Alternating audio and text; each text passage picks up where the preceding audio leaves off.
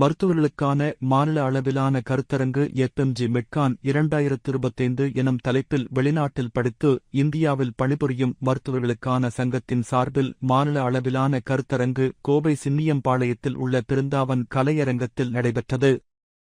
கருத்தரங்கு ஒருங்கிணைப்பு செயலாளர் டாக்டர் ஜெகதீஷ் குமார் அனைவரையும் வரவேற்றார்.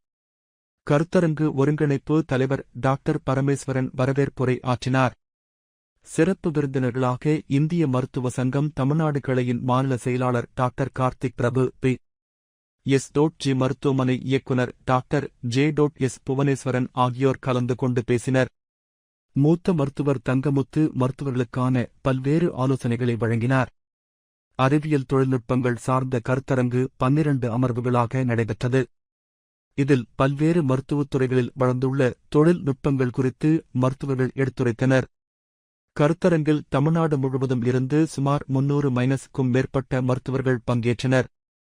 கருத்தரங்கு ஒருங்கிணைப்பு தலைவர் டாக்டர் பரமேஸ்வரன் கூறுகையில், வெளிநாட்டில் படித்து இந்தியாவில் பணியாற்றுவது மருத்துவர்களின் மேம்பாட்டிற்காக பல்வேறு சேவைகளை தொடர்ந்து செய்து வருகிறோம்.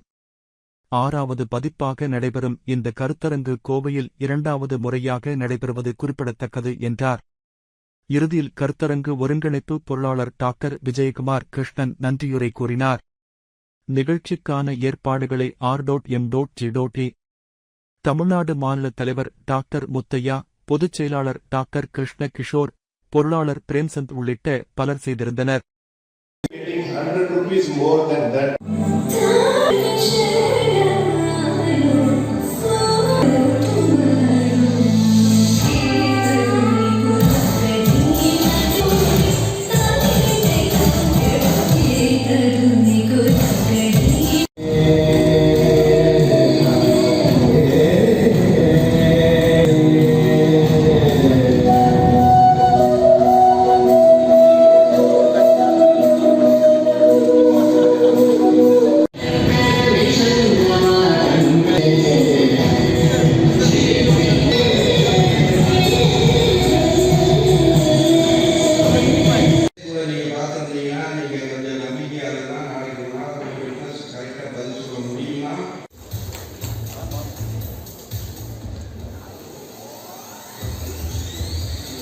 இது மருத்துவர்களுக்கு பொருந்தாது, இது தேவையில்லாத ஒரு சட்டம் என அந்த தெரிவித்தால் நீக்கப்படவில்லை என்பது ஒரு வேதனையான செய்தியாகும்.